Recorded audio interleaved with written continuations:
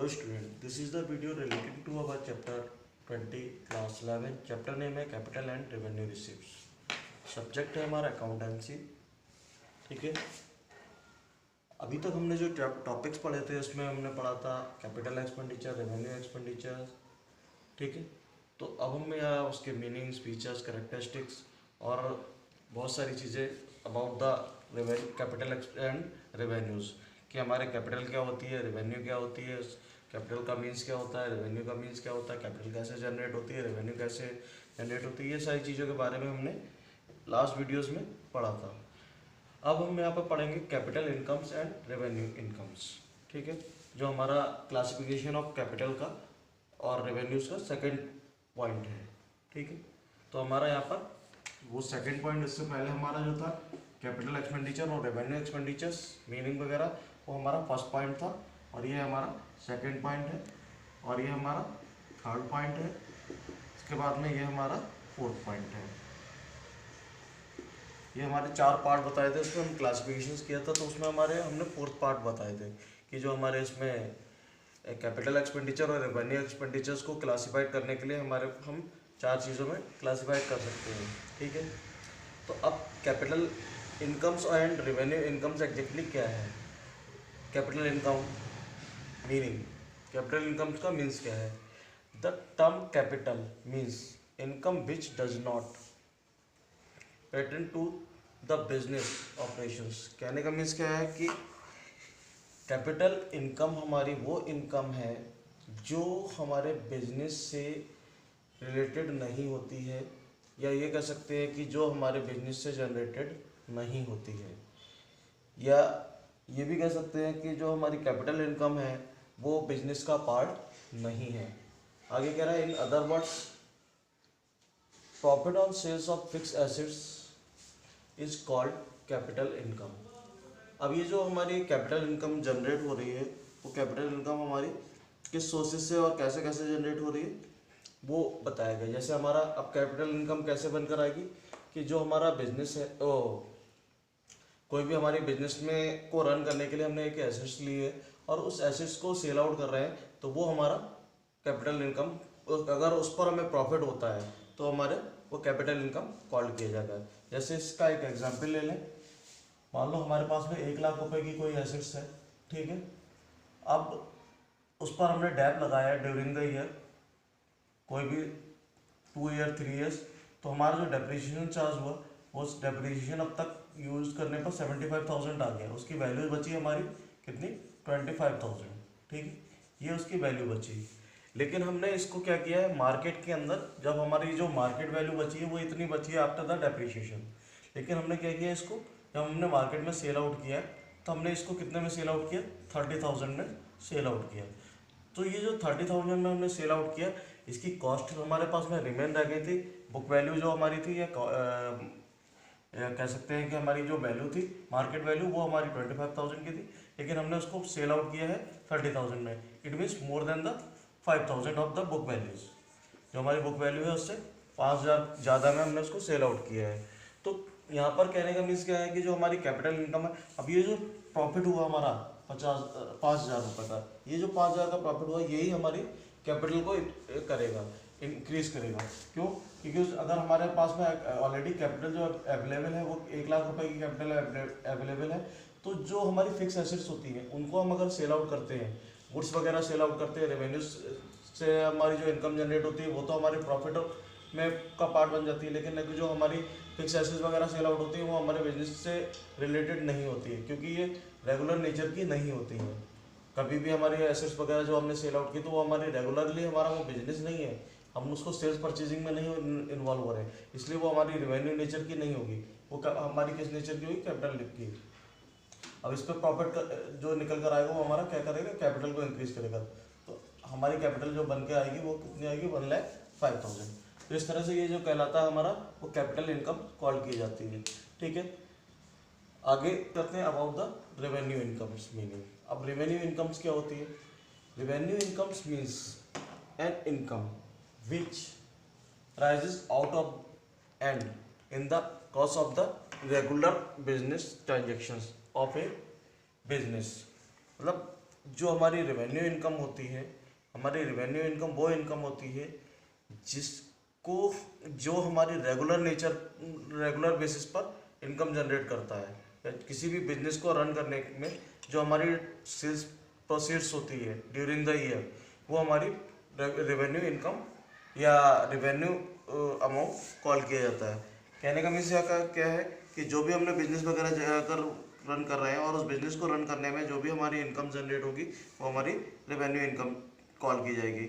इसमें अगर हम इसका एग्जांपल लेकर के चलें या कुछ पैसे लेकर के चलें तो इसमें क्या है, the in cost of the running of the business the profit earn from the purchase and sales of the goods is called the revenue income और प्रॉफिट। मान लो हमने क्या किया है, गुड्स परचेज किया था 10,000 रुपये का, ठीक है, और इसको रीसेल किया है। जब हमने जो भी गुड्स परचेज किया होगा वो किस पर्पज से किया होगा, फॉर द रीसेलिंग। रीसेल किया तो उसमें हमने कितने का रीसेल किया, 12,000 का। हमने 10,000 की गुड्स को 12,000 में सेल किया तो इट मीन्स 2,000 का हमारा क्या हो गया, प्रॉफिट। तो ये जो 2,000 का प्रॉफिट हो गया ये ही हमारी रेवेन्यू इनकम कॉल की जाएगी, या इसको हम प्रॉफिट भी कॉल कर सकते हैं, ठीक है। तो कहने का मीन्स यहाँ पर क्या है कि जो रेवेन्यू इनकम है वो हमारी रेगुलर नेचर की होती है। अब हम इस तरह से हमारा जो क्या है ये सेल्स और परचेज हम ड्यूरिंग द ईयर पूरे साल करते रहेंगे। गुड्स परचेज किया, उसको रीसेल कर दिया, फिर परचेज किया, फिर रीसेल कर दिया। इस तरह से हमारा टर्नओवर चलता रहता है पूरे साल में, और उसके बेसिस पे हमारी फाइंड आउट होती है कि ड्यूरिंग द ईयर हमारी सेल्स प्रोसीड्स कितना हुआ, हमने कितना goods during the year sell out किया और उससे हमें कितना प्रॉफिट अर्न हुआ। जैसे अभी हमने बताया कि इसकी कॉस्ट थी 10,000 रुपीज़ और हमने उसको सेल आउट किया था 12,000 रुपीज़ में, तो 2,000 जो हमारा एक्सेस अमाउंट मिला वो हमारा 2,000 प्रॉफिट ट्रीट किया जाएगा। जो प्रॉफिट ट्रीट किया जाएगा वही हमारे बिजनेस के लिए इनकम कॉल की जाएगी कि हमने कॉस्ट इतनी लगाई थी और प्रॉफिट ये अर्न किया उस कॉस्ट पर, उसको सेल प्राइस, क्योंकि ये तो हमारी कॉस्ट प्राइस माइनस होगी, बाकी रिमेनिंग बचा जो हमारा 2,000 वो हमारे उसका प्रॉफिट बन जाएगा, ठीक है। तो ये टर्नओवर हमारा ड्यूरिंग द ईयर कंटिन्यूसली चलता रहता है, तो इसलिए हमारी वो उससे सेल्स प्रोसीड्स जनरेट होती रहती है। तो ये कहलाएगा हमारा रेवेन्यू इनकम्स। अब नेक्स्ट पॉइंट है हमारा capital receipts and revenue receipts. Capital receipts क्या होते हैं एग्जैक्टली और रेवेन्यू रिसिप्ट्स क्या होते हैं।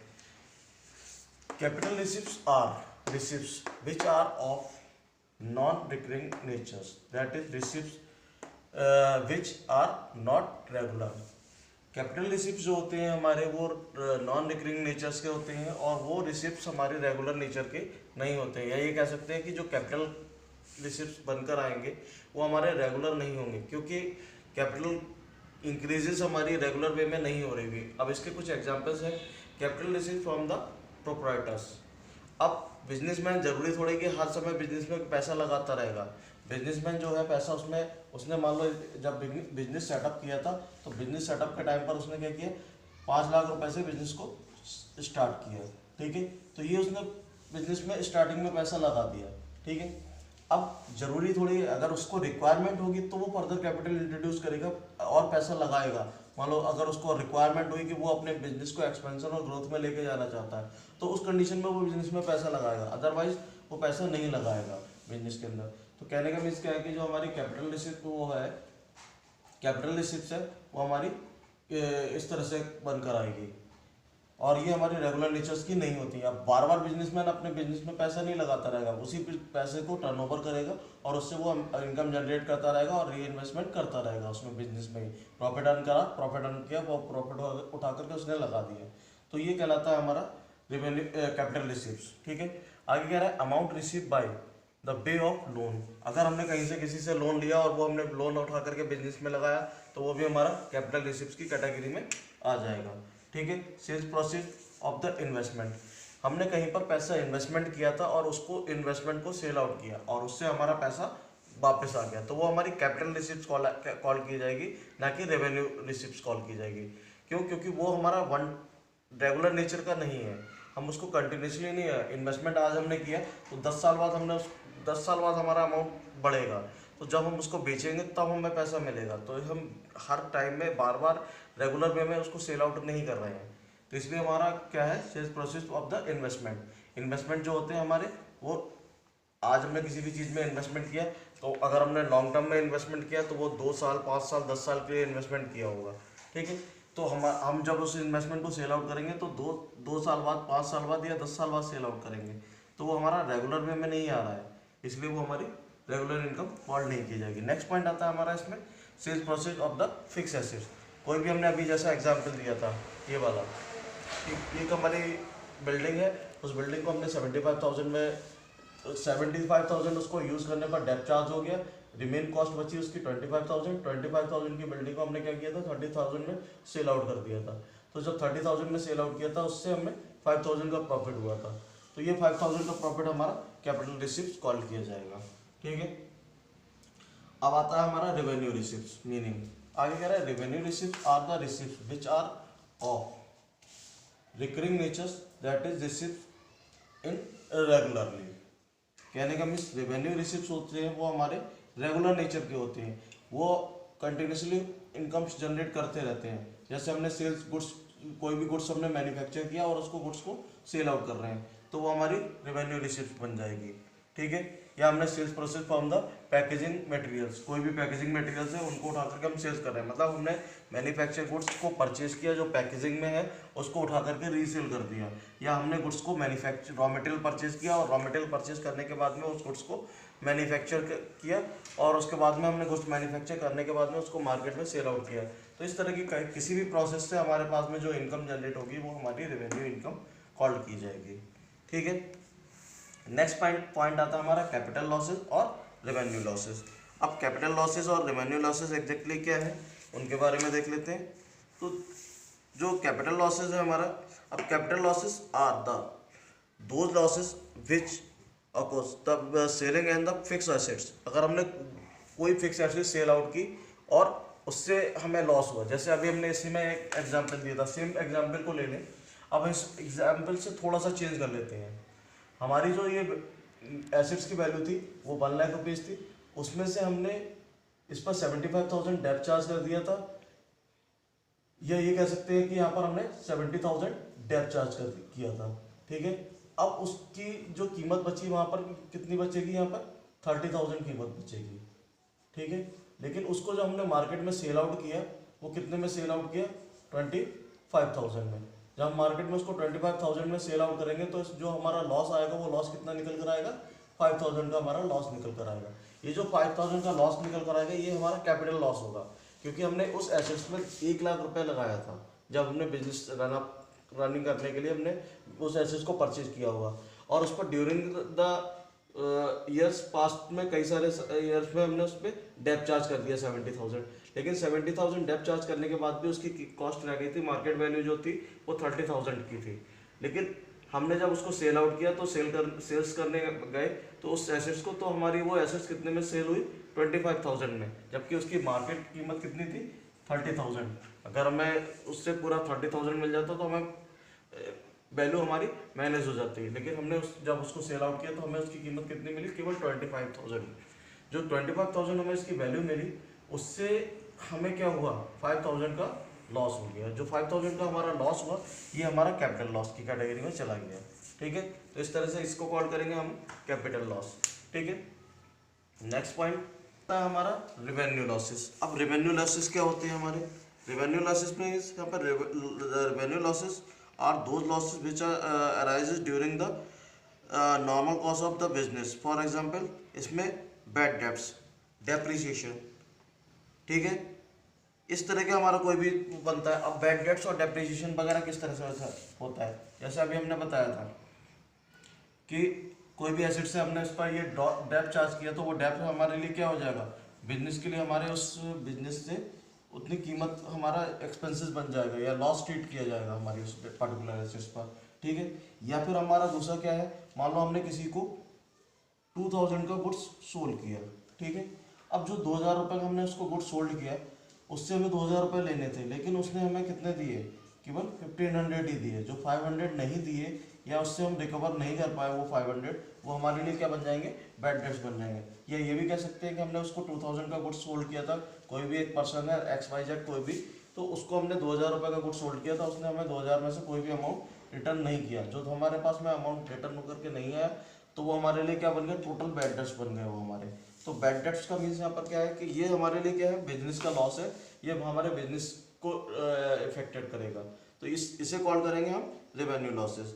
तो कहने का मीन्स क्या है कि ये ओवरऑल हमारा इस चैप्टर्स में सारे डिफरेंसेस वगैरह थे और उनकी कंपैरिजन था कि रेवेन्यू लॉसेस क्या होता है, रेवेन्यू रिसिप्ट क्या होता है, कैपिटल क्या होती है, कैपिटल रिसिप्ट क्या होती है, या रेवेन्यू रिसिप्ट क्या होती है।